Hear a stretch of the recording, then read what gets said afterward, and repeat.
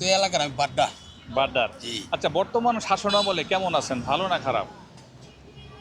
একেবারে খারাপ না, কারণ কোনো গেঞ্জাম নাই, কিছু নাই, এখন একটু সুস্থ শৃঙ্খলা চলছে, গাড়ি ঘোড়া যে ভালোই চলতেছে। এখন তো মিটিংয়ের সময় মনে করেন যে একটু জাম দৃষ্টি করেন, এতে আমরা তো ঠিকই আসিল। ঠিকই আছিল। আওয়ামী লীগ স্থগিত হয়ে গেছে, সামনে বিএনপি আর ইসলামী দলগুলি আছে, তাই না? জি। কোন দলের উপরে আস্থা রাখলে দেশ ভালো চালাতে পারবে বলে মনে করে? দেখেন, আমরা তো অনেক বছরই ঢাকা, জি কিন্তু কয়েকটা ইলেকশনই দেখছি।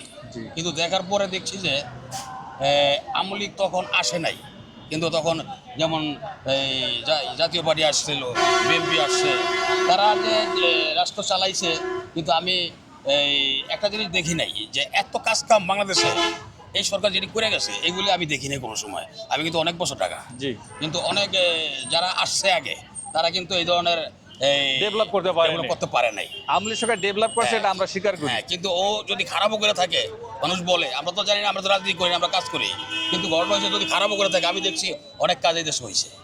এখন সেহেতু স্থগিত হয়ে গেছে, সামনে কার উপর আস্থা রাখবেন? যে সামনে এখন যে আসে, ভালো যদি কেউ করে তার উপরে আপনি তো ভালো করে বাঁচবেন, দুই তিনটা দলই তো আছে, জামাত আছে, জি। চরমনার হুজুরে আছে, আর আওয়ামী লীগ আছে, বিএনপি আছে, এর মধ্যে তো বেছে নিতে হবে, আমরা তো ওইটাই Actually জানতে কিন্তু চাচ্ছি। আমরা মানে পুরানো কোনো দল চাই না, কিনি না, এরা দেখি নাই এমন কিছু ডেভেলপ করতে দেখি নাই। নতুন যদি কেউ আসে, যদি ভালো করে, তার উপর আমরা সামনে আস্থা রাখবো, কথা বুঝে। এখন ধরে কিছু বলতে পারতেছি না। এখন মন্তব্য করতে চাচ্ছেন জি না। না। ধন্যবাদ।